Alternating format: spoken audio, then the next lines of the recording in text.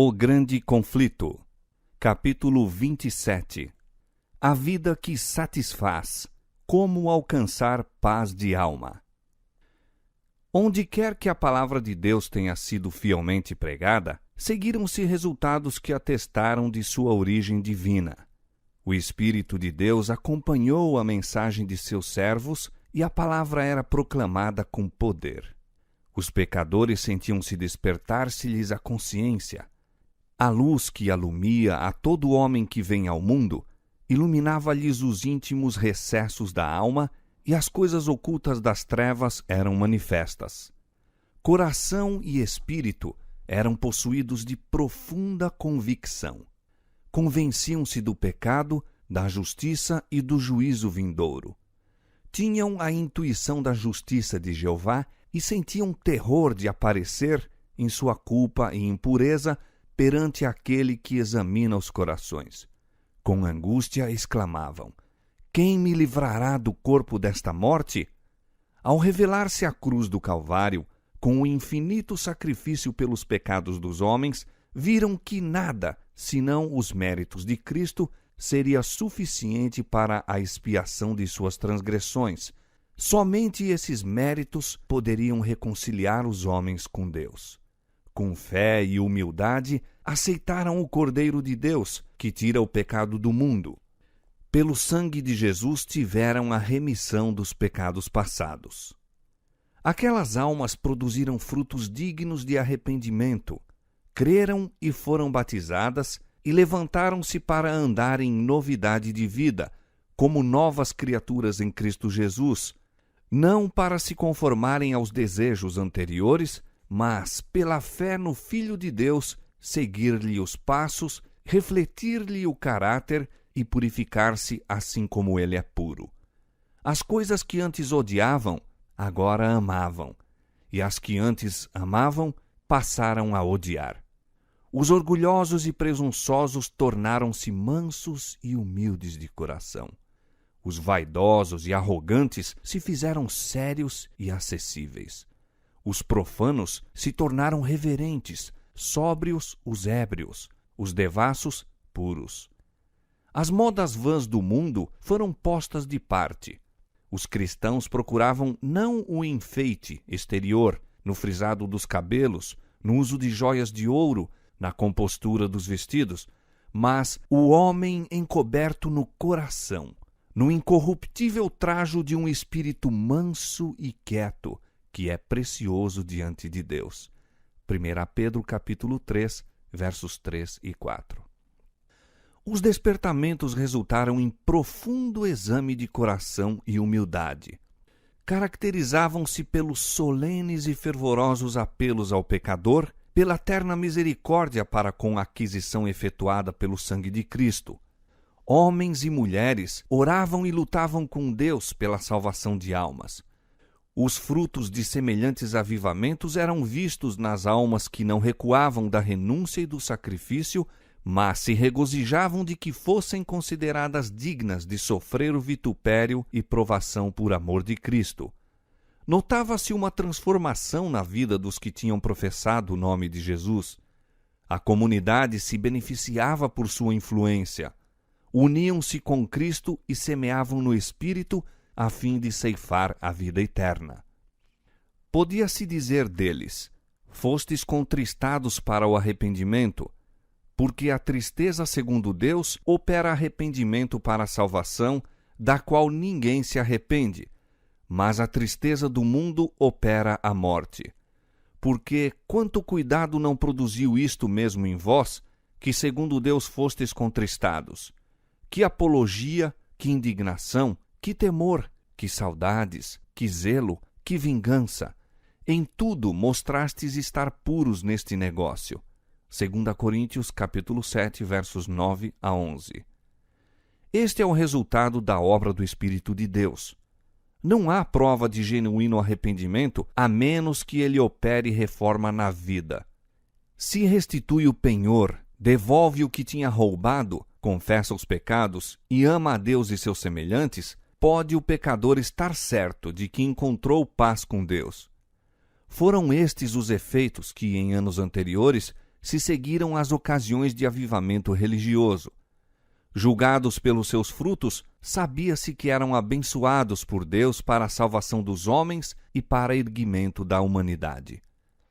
Muitos dos despertamentos dos tempos modernos têm, no entanto, apresentado notável contraste com aquelas manifestações de graça divina que nos primitivos tempos se seguiam aos labores dos servos de Deus.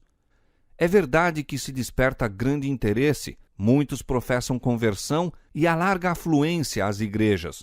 Não obstante, os resultados não são de molde a autorizar a crença de que houve aumento correspondente da verdadeira vida espiritual. A luz que chameja por algum tempo logo fenece, deixando as trevas mais densas do que antes. Avivamentos populares são muitas vezes levados a efeito por meio de apelos à imaginação, excitando-se as emoções, satisfazendo-se o amor ao que é novo e surpreendente. Conversos ganhos desta maneira têm pouco desejo de ouvir a verdade bíblica, pouco interesse no testemunho dos profetas e apóstolos. A menos que o serviço religioso assuma algo de caráter sensacional, não lhes oferece atração. Não é atendida a mensagem que apele para a razão desapaixonada. As claras advertências da palavra de Deus, que diretamente se referem aos seus interesses eternos, não são tomadas a sério. Por toda a alma verdadeiramente convertida, a relação com Deus e com as coisas eternas será o grande objetivo da vida. Mas onde, nas igrejas populares de hoje, o espírito de consagração a Deus? Os conversos não renunciam ao orgulho e amor do mundo. Não estão mais dispostos a negar-se, tomar a cruz e seguir o manso e humilde Nazareno do que estiveram antes de se converter. A religião tornou-se o entretenimento dos incrédulos e céticos, porque tantos que são portadores de seu nome lhes desconhecem os princípios. O poder da piedade quase desapareceu de muitas das igrejas. Piqueniques, representações teatrais nas igrejas, quermesses, casas elegantes, ostentação pessoal, desviaram de Deus os pensamentos. Terras e bens e ocupações mundanas absorvem a mente, e as coisas de interesse eterno mal recebem atenção passageira. Apesar do generalizado declínio da fé e da piedade, há verdadeiros seguidores de Cristo nestas igrejas. Antes de os juízos finais de Deus caírem sobre a terra, haverá entre o povo do Senhor tal avivamento da primitiva piedade como não fora testemunhado desde os tempos apostólicos. O Espírito e o poder de Deus serão derramados sobre seus filhos. Naquele tempo, muitos se separarão das igrejas em que o amor deste mundo suplantou o amor a Deus e a sua palavra. Muitos, tanto pastores como leigos, aceitarão alegremente as grandes verdades que Deus providenciou fossem proclamadas no tempo presente, a fim de preparar um povo para a segunda vinda do Senhor. O inimigo das almas deseja estorvar essa obra, e antes que chegue o tempo para tal movimento, esforçar-se-á para impedi-la, introduzindo uma contrafação. Nas igrejas que puder colocar sob seu poder sedutor, fará parecer que a bênção especial de Deus foi derramada. Manifestar-se-á o que será considerado como grande interesse religioso. Multidões exultarão de que Deus esteja operando maravilhosamente por elas, quando a obra é de outro espírito. Sob o disfarce religioso, Satanás procurará estender sua influência sobre o mundo cristão. Em muitos dos avivamentos ocorridos durante o último meio século, tem estado a operar, em maior ou menor grau, as mesmas influências que se manifestarão em movimentos mais extensos no futuro. Há um excitamento emotivo, mistura do verdadeiro com o falso, muito apropriado para transviar. Contudo, ninguém necessita ser enganado. À luz da palavra de Deus, não é difícil determinar a natureza destes movimentos. Onde quer que os homens negligenciem o testemunho da Escritura Sagrada, desviando-se das verdades claras que servem para provar a alma e que exigem a renúncia de si mesmo e a do mundo, podemos estar certos de que ali não é outorgada a bênção de Deus. E, pela regra que o próprio Cristo deu, por seus frutos os conhecereis. Mateus 7,16. É evidente que esses movimentos não são obra do Espírito de Deus. Nas verdades de sua palavra, Deus deu aos homens a revelação de si mesmo, e a todos os que as aceitam servem de escudo contra os enganos de Satanás. Foi a negligência destas verdades que abriu a porta aos males que tanto se estão generalizando agora no mundo religioso. Tem-se perdido de vista, em grande parte, a natureza e importância da lei de Deus. Uma concepção errônea do caráter, perpetuidade e vigência da lei divina tem ocasionado erros quanto à conversão e santificação, resultando em baixar na Igreja a norma da piedade. Aqui deve encontrar-se o segredo da falta do Espírito e poder de Deus nos avivamentos de nosso tempo. Há, nas várias denominações, homens eminentes por sua piedade que reconhecem e lamentam este fato. O professor Eduardo A. Parque, apresentando os perigos atuais de natureza religiosa, diz acertadamente: fonte de perigos é a negligência, por parte do púlpito, de insistir sobre a lei divina. Nos dias passados, o púlpito era o eco da voz da consciência. Os nossos mais ilustres pregadores davam admirável majestade aos seus discursos, seguindo o exemplo do Mestre e pondo em preeminência a lei, seus preceitos e ameaças. Repetiam as duas grandes máximas de que a lei é a transcrição das perfeições divinas e que o homem que não ame a lei não ama o Evangelho, pois a lei, bem como o Evangelho, é um espelho que reflete o verdadeiro caráter de Deus. Este perigo leva a outro, o de não avaliar devidamente o mal do pecado e sua extensão e demérito. Em proporção com a justiça do mandamento está o erro de desobedecer-lhe. Unindo aos perigos já mencionados, está o de depreciar a justiça de Deus. A tendência do púlpito moderno é separar da benevolência divina a justiça divina, reduzir a benevolência a um sentimento em vez de exaltá-la a um princípio. O novo prisma teológico divide ao meio o que Deus havia ajuntado. É a lei divina um bem ou um mal? É um bem. Então, a justiça é um bem, pois que ela é uma disposição para executar a lei. Do hábito de desvalorizar a lei e a justiça divinas e o alcance e demérito da desobediência humana, os homens facilmente resvalam para o hábito de depreciar a graça que proveu a expiação do pecado. Assim, o Evangelho perde seu valor e importância no espírito dos homens, não tardando estes em praticamente pôr de lado a própria Escritura Sagrada. Muitos ensinadores religiosos asseveram que Cristo, pela sua morte, aboliu a lei, e em virtude disso estão os homens livres de suas reivindicações. Alguns há que a representam como um jugo penoso, e, em contraste com a servidão da lei, apresentam a liberdade a ser gozada sob o Evangelho. Não foi, porém, assim que profetas e apóstolos consideravam a santa lei de Deus. Disse Davi: andarei em liberdade, pois busquei os teus preceitos. Salmo 119, 45. O apóstolo Tiago, que escreveu depois da morte de Cristo, refere-se ao decálogo como a lei real e a lei perfeita da liberdade. Tiago 2, 8 e 1, 25. E o escritor do Apocalipse, meio século depois da crucifixão, pronuncia uma bênção aos que guardam os seus mandamentos para que tenham direito à árvore da vida e possam entrar na cidade pelas portas. Apocalipse 22, 14. A declaração de que Cristo, por sua morte, aboliu a lei do Pai, não tem fundamento. Se tivesse sido possível mudar a lei ou pô-la de parte, não teria sido necessário que Cristo morresse para salvar o homem da pena do pecado. A morte de Cristo, longe de abolir a lei, prova que ela é imutável. O Filho do Homem veio para engrandecer a lei e torná-la gloriosa. Isaías 42, 21. Disse ele: não cuideis que vim destruir a lei.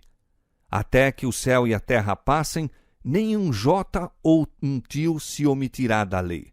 Mateus 5, 17 e 18. E com relação a si próprio, declara ele: Deleito-me em fazer a tua vontade, ó Deus meu. Sim, a tua lei está dentro do meu coração. Salmo 40, verso 8. A lei de Deus, pela sua própria natureza, é imutável. É uma revelação da vontade e caráter do autor. Deus é amor e sua lei é amor. Seus dois grandes princípios são amor a Deus e amor ao homem.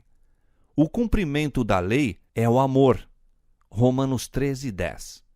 O caráter de Deus é justiça e verdade. Esta é a natureza de sua lei. Diz o salmista: tua lei é a verdade. Todos os teus mandamentos são justiça. Salmo 119, versos 142 e 172. E o apóstolo Paulo declara: a lei é santa e o mandamento santo, justo e bom. Romanos 7, 12. Tal lei, sendo expressão do pensamento e vontade de Deus, deve ser tão duradoura como o seu autor. É obra da conversão e santificação reconciliar os homens com Deus, pondo-os em harmonia com os princípios de sua lei. No princípio, o homem foi criado à imagem de Deus. Estava em perfeita harmonia com a natureza e com a lei de Deus. Os princípios da justiça lhe estavam escritos no coração. O pecado, porém, alienou-o do Criador. Não mais refletia a imagem divina. O coração estava em guerra com os princípios da lei de Deus. A inclinação da carne é inimizade contra Deus, pois não é sujeita à lei de Deus, nem em verdade o pode ser. Romanos 8, 7. Mas Deus amou o mundo de tal maneira que deu o seu Filho unigênito para que o homem pudesse reconciliar-se com ele. Mediante os méritos de Cristo, pode aquele se restabelecer a harmonia com o Criador. O coração deve ser renovado pela graça divina, deve receber nova vida de cima. Esta mudança é o novo nascimento, sem o que, diz Jesus, o homem não pode ver o reino de Deus. O primeiro passo na reconciliação com Deus é a convicção de pecado. Pecado é o quebrantamento da lei. Pela lei vem o conhecimento do pecado.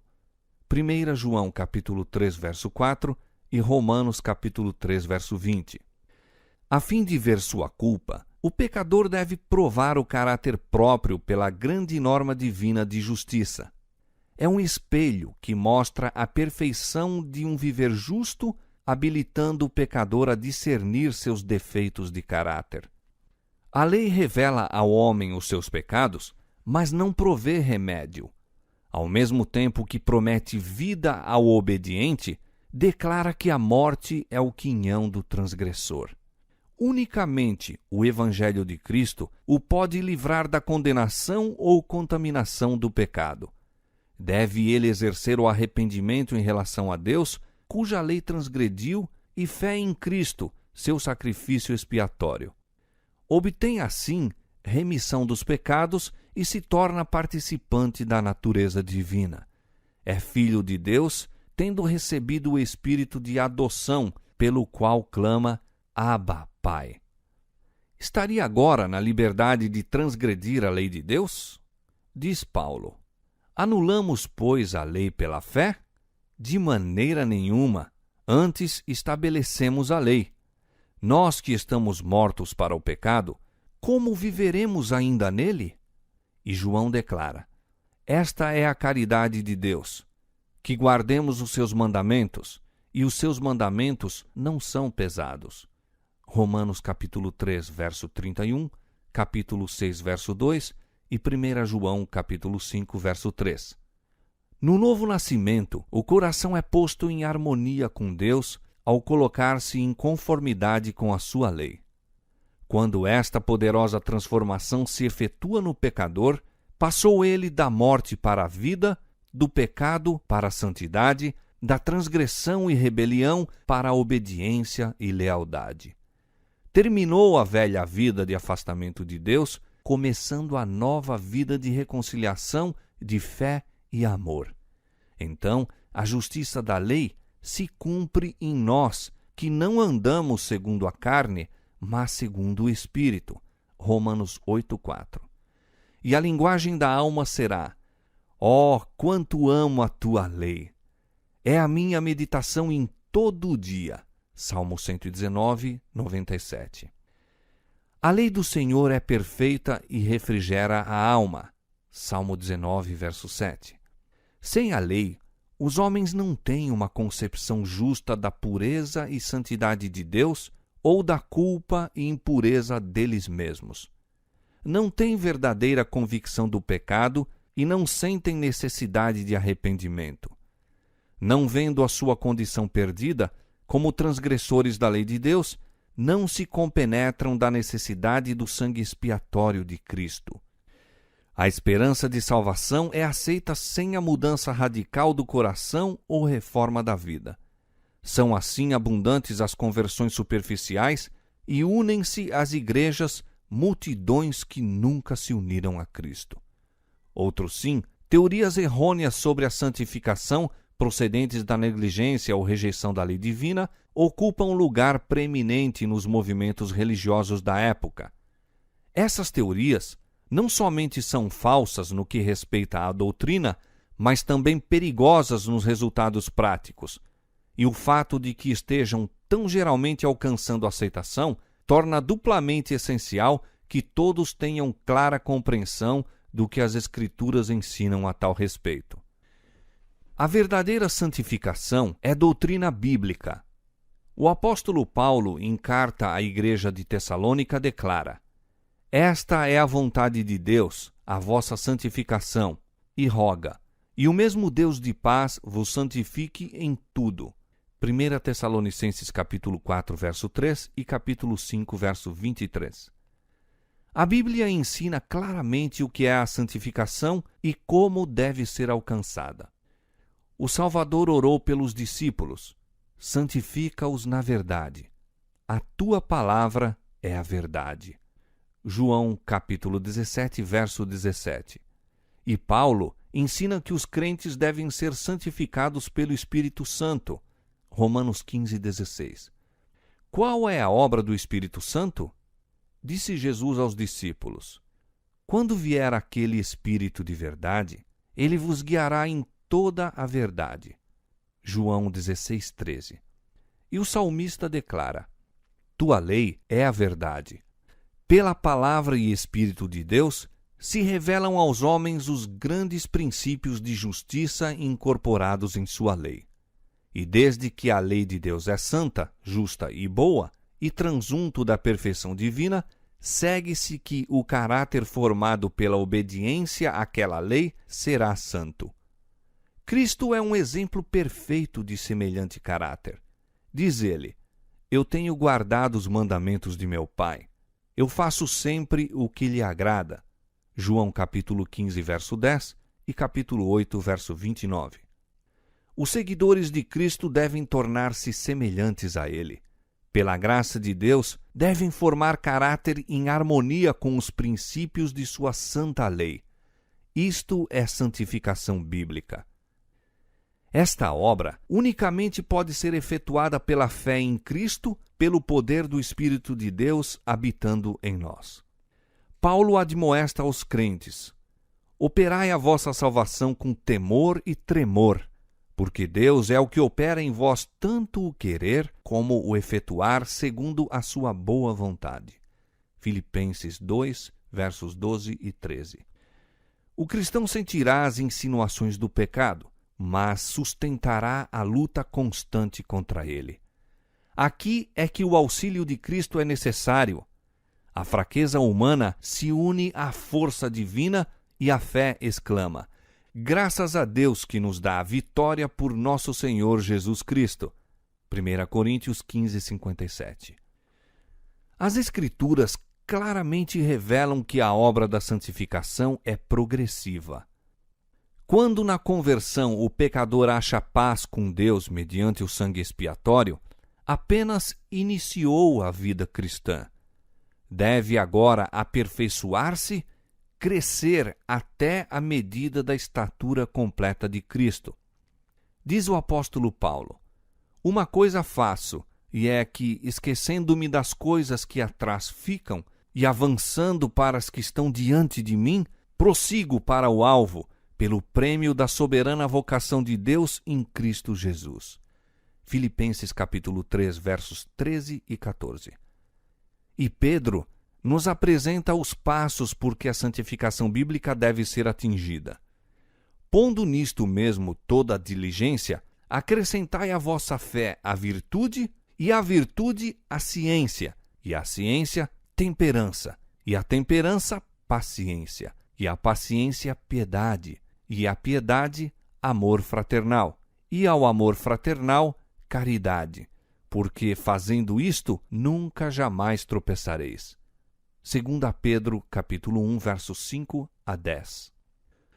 Os que experimentam a santificação bíblica manifestarão um espírito de humildade. Como Moisés, depois de contemplarem a augusta e majestosa santidade, veem a sua própria indignidade contrastando com a pureza e excelsa perfeição do Ser infinito. O profeta Daniel é um exemplo da verdadeira santificação. Seus longos anos foram cheios de nobre serviço a seu mestre. Foi um homem muito desejado do céu. Daniel 10, 11. Todavia, ao invés de pretender ser puro e santo, este honrado profeta, quando pleiteava perante Deus em prol de seu povo, identificou-se com os que positivamente eram pecadores em Israel. Não lançamos as nossas súplicas perante tua face, fiados em nossas justiças, mas em tuas muitas misericórdias. Pecamos, obramos impiamente, declara ele. Estando eu ainda falando e orando, e confessando o meu pecado e o pecado do meu povo, e quando em ocasião posterior, o Filho de Deus lhe apareceu a fim de lhe dar instrução. Diz Daniel: transmudou-se em mim a minha formosura em desmaio, e não retive força alguma. Daniel capítulo 9, versos 18, 15 e 20, capítulo 10, verso 8. Quando Jó ouviu do redemoinho a voz do Senhor, exclamou: por isso me abomino e me arrependo no pó e na cinza. Jó 42, verso 6. Foi quando Isaías viu a glória do Senhor e ouviu os querubins aclamar: Santo, Santo, Santo é o Senhor dos exércitos, que exclamou: ai de mim que vou perecendo. Isaías capítulo 6, versos 3 e 5. Arrebatado ao terceiro céu, Paulo ouviu coisas que não era possível ao homem proferir e fala de si mesmo como o mínimo de todos os santos. 2 Coríntios capítulo 12, versos 2 a 4 e Efésios capítulo 3, verso 8.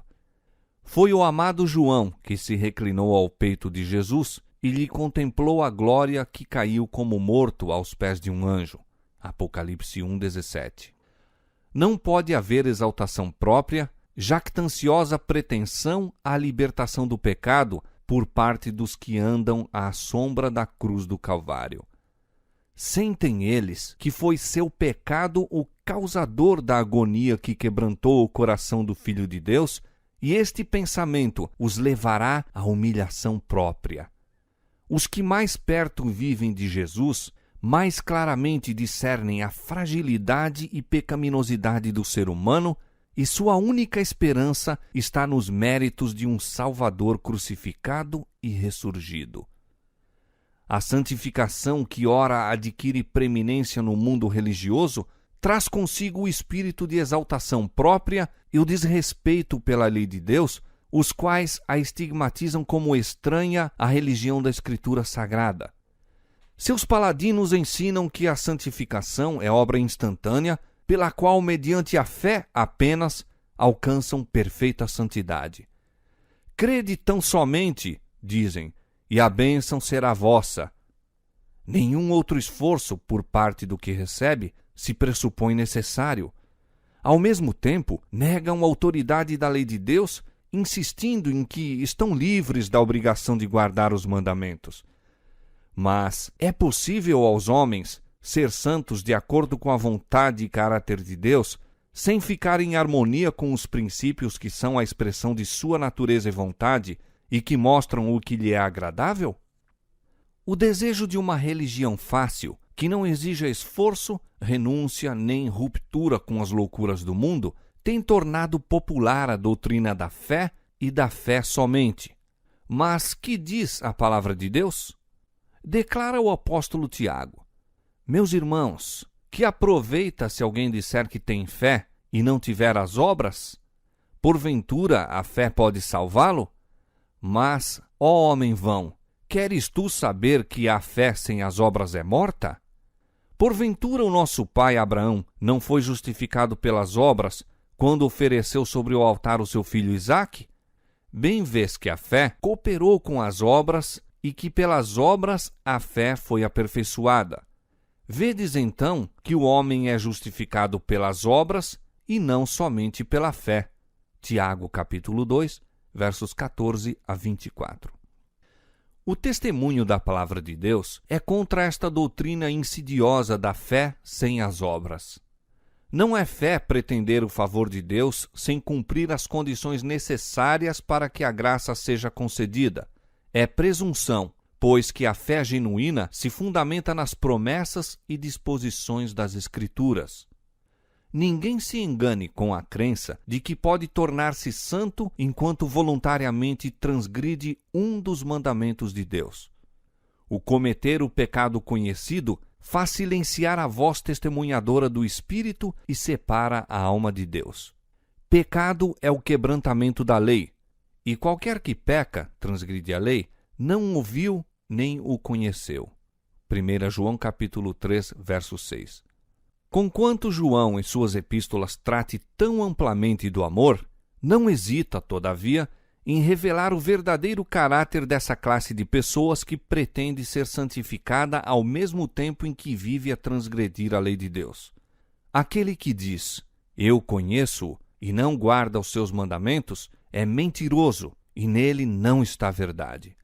Mas qualquer que guarda a sua palavra, o amor de Deus está nele verdadeiramente aperfeiçoado. 1 João capítulo 2, versos 4 e 5.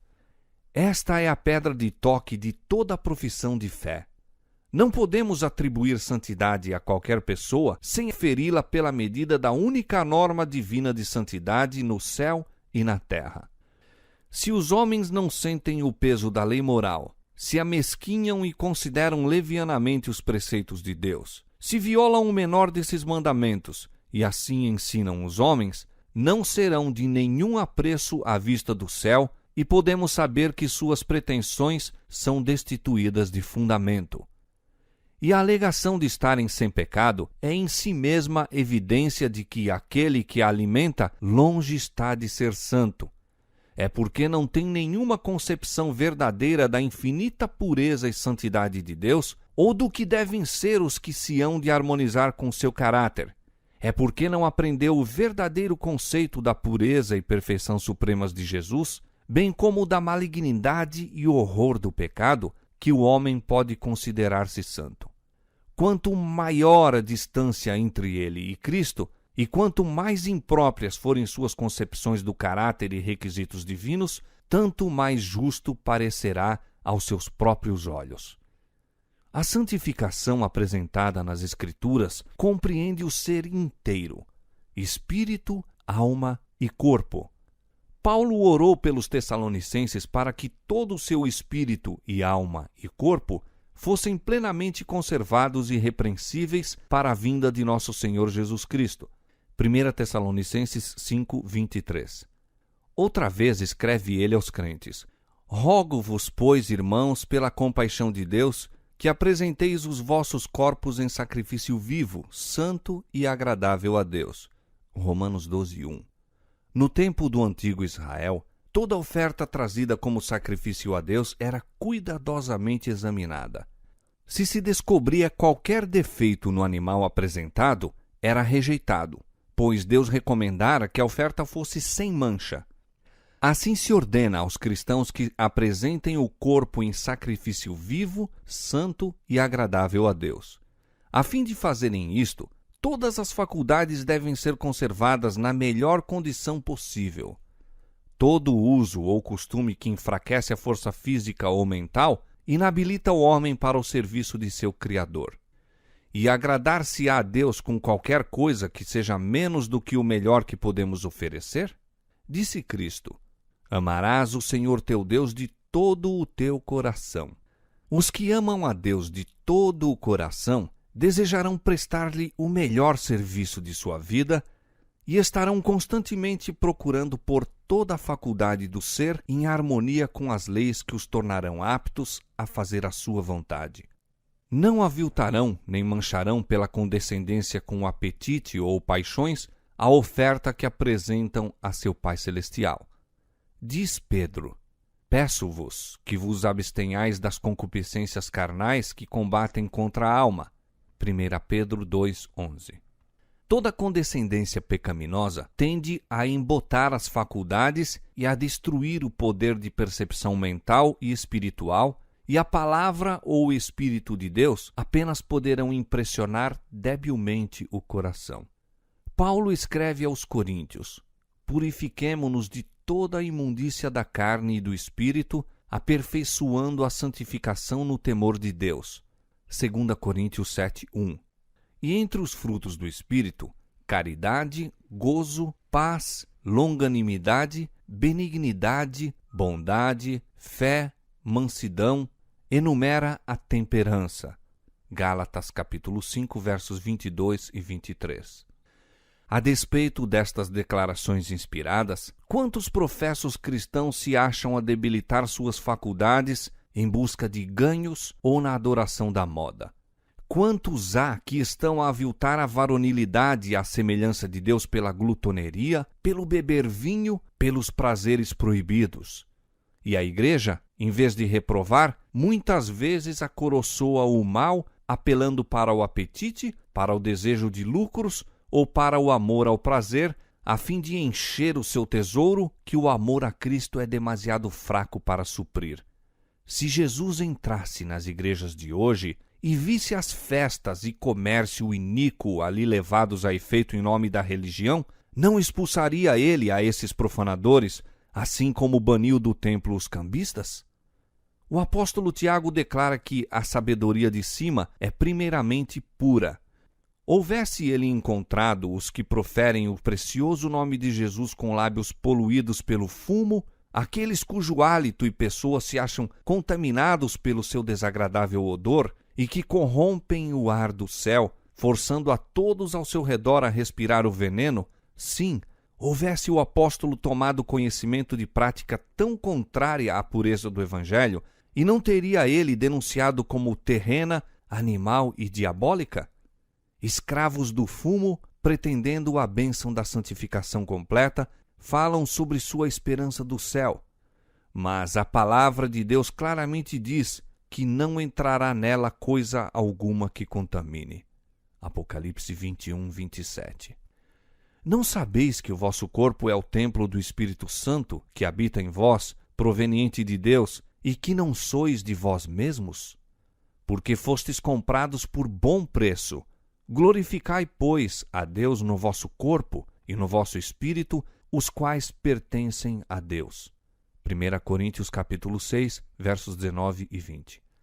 Aquele cujo corpo é o templo do Espírito Santo não se escravizará por hábito pernicioso. Suas faculdades pertencem a Cristo, que o comprou com preço de sangue. Sua propriedade é do Senhor. Como poderia ficar sem culpa malbaratando o capital que lhe é confiado? Cristãos professos despendem anualmente soma considerável com inúteis e perniciosas condescendências, enquanto almas estão perecendo à falta da palavra da vida. Deus é roubado nos dízimos e ofertas, enquanto consomem no altar das destruidoras concupiscências mais do que dão para socorrer os pobres ou para o sustento do Evangelho. Se todos os que professam ser seguidores de Cristo fossem verdadeiramente santificados, seus meios, em vez de serem gastos com desnecessárias e mesmo nocivas condescendências, reverteriam para o tesouro do Senhor, e os cristãos dariam um exemplo de temperança, renúncia e sacrifício. Seriam, então, a luz do mundo.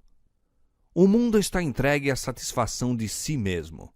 A concupiscência da carne, a concupiscência dos olhos e a soberba da vida dominam as massas populares. Os seguidores de Cristo, porém, possuem uma vocação mais elevada. Saí do meio deles e apartai-vos, diz o Senhor, e não toqueis nada imundo.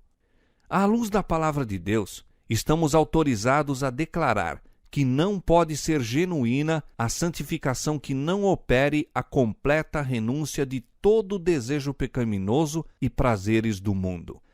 Aos que satisfazem as condições, saí do meio deles e apartai-vos, e não toqueis nada imundo, a promessa de Deus é: eu vos receberei, e eu serei para vós pai, e vós sereis para mim filhos e filhas, diz o Senhor Todo-Poderoso. 2 Coríntios 6, versos 17 e 18. É privilégio e dever de todo cristão ter uma experiência rica e abundante nas coisas de Deus. Eu sou a luz do mundo, disse Jesus. Aquele que me segue não andará em trevas, mas terá a luz da vida. João 8:12. A vereda dos justos é como a luz da aurora que vai brilhando mais e mais até ser dia perfeito. Provérbios 4:18. Cada passo de fé e obediência leva a alma em relação mais íntima com a luz do mundo em que não há trevas humanas. Os brilhantes raios do sol da justiça resplandecem sobre os servos de Deus e devem estes refletir os seus raios. Assim como as estrelas nos falam de uma grande luz no céu, com cuja glória refugem, assim também os cristãos devem tornar manifesto que há no trono do universo um Deus, cujo caráter é digno de louvor e imitação. As graças de seu espírito, a pureza e santidade de seu caráter, manifestar-se-ão em suas testemunhas. Paulo, em sua carta aos Colossenses, apresenta as ricas bênçãos concedidas aos filhos de Deus. Diz ele: não cessamos de orar por vós e de pedir que sejais cheios do conhecimento da sua vontade em toda a sabedoria e inteligência espiritual, para que possais andar dignamente diante do Senhor, agradando-lhe em tudo, frutificando em toda boa obra e crescendo no conhecimento de Deus, corroborados em toda a fortaleza segundo a força da sua glória, em toda a paciência e longanimidade com gozo. Colossenses 1, 9-11. Outra vez escreve acerca de seu desejo que os irmãos de Éfeso chegassem a compreender a altura do privilégio do cristão.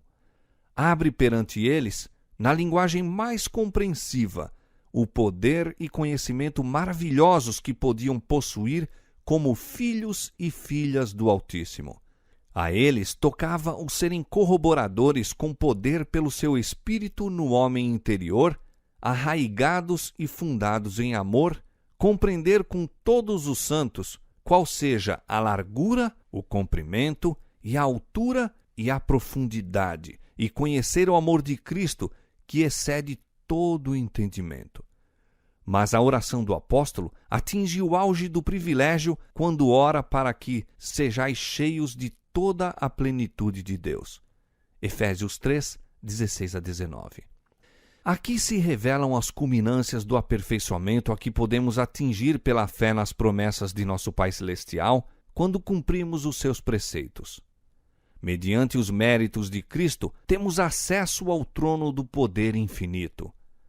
Aquele que nem mesmo a seu próprio Filho poupou, antes o entregou por todos nós, como nos não dará também com ele todas as coisas? Romanos 8:32. O Pai deu ao Filho seu Espírito sem medida, e também nós podemos participar de sua plenitude. Diz Jesus: se vós, sendo maus, sabeis dar boas dádivas a vossos filhos, quanto mais dará o Pai Celestial o Espírito Santo àqueles que lhe pedirem? Lucas 11:13. Se pedirdes alguma coisa em meu nome, eu o farei. Pedi e recebereis, para que o vosso gozo se cumpra. João 14:14 e 16:24. Posto que a vida do cristão deva ser caracterizada pela humildade, não deveria assinalar-se pela tristeza e depreciação de si mesmo. É privilégio de cada um viver de tal maneira que Deus o aprove e abençoe. Não é da vontade de nosso Pai Celestial que sempre estejamos sob condenação e trevas. O andar cabisbaixo e com o coração cheio de preocupações não constitui prova de verdadeira humildade. Podemos ir a Jesus e ser purificados permanecendo diante da lei sem opróbrio e remorsos. Nenhuma condenação há para os que estão em Cristo Jesus, que não andam segundo a carne, mas segundo o Espírito. Romanos 8:1. Por meio de Jesus, os decaídos filhos de Adão se tornam filhos de Deus. Assim, o que santifica como os que são santificados são todos de um, por cuja causa não se envergonha de lhes chamar irmãos. Hebreus 2:11. A vida cristã deve ser de fé, vitória e alegria em Deus. Todo o que é nascido de Deus vence o mundo, e esta é a vitória que vence o mundo, a nossa fé. 1 João 5:4. Com acerto disse Neemias, servo de Deus: a alegria do Senhor é a vossa força. Neemias 8:10. E Paulo diz: regozijai-vos sempre no Senhor.